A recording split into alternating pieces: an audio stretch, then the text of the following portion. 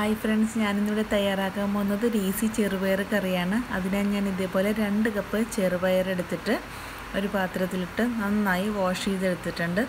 ഇത് കഞ്ഞിക്കും ചോറിനും അതുപോലെ പുട്ടിനൊക്കെ നമുക്ക് കൂട്ടാൻ പറ്റുന്നതും വളരെ സിമ്പിളായിട്ട് ഉണ്ടാക്കിയെടുക്കാൻ പറ്റുന്നൊരു കറിയാണ്.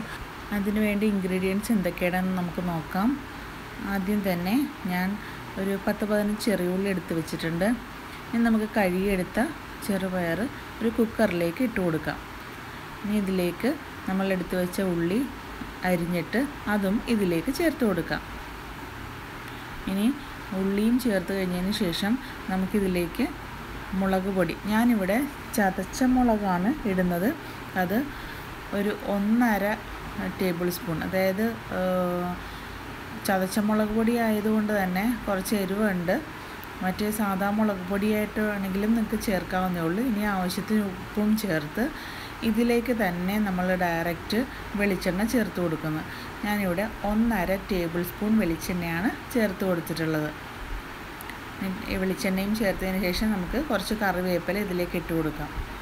ഇനി ഒരു 3.5 കപ്പ് വെള്ളം ഇതിലേക്ക് ആഡ് ചെയ്ത് കൊടുക്കാം. പിന്നീട് ഇത് വേവിച്ചതിന് ശേഷം ആവശ്യമെങ്കിൽ നമുക്ക് ചേർത്ത് കൊടുക്കാം, അല്ലെങ്കിൽ ഇത് ഒരുപാട് കുഴഞ്ഞു പോകും. അതുകൊണ്ട് ഇപ്പോൾ ഇത്രയും വെള്ളം ചേർത്താൽ മതിയാകും.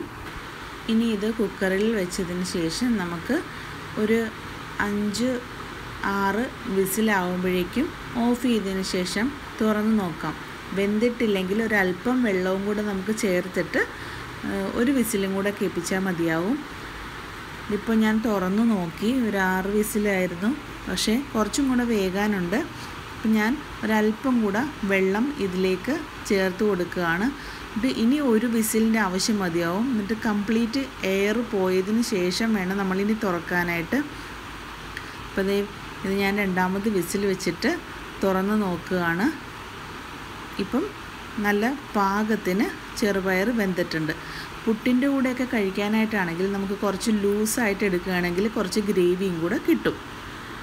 ഒരുപാട് ഇൻഗ്രീഡിയൻസ് ഒന്നും ചേർക്കാതെ, ഒരുപാട് ഓയിലൊന്നും ചേർക്കാതെ നല്ല ഹെൽത്തി ആയിട്ടും ഈസി ആയിട്ടും ചെയ്യാൻ പറ്റുന്ന ഒരു നല്ല ടേസ്റ്റായിട്ടുള്ള ചെറുപയർ കറിയാണ് ഇവിടെ ഞാൻ തയ്യാറാക്കിയിരിക്കുന്നത്.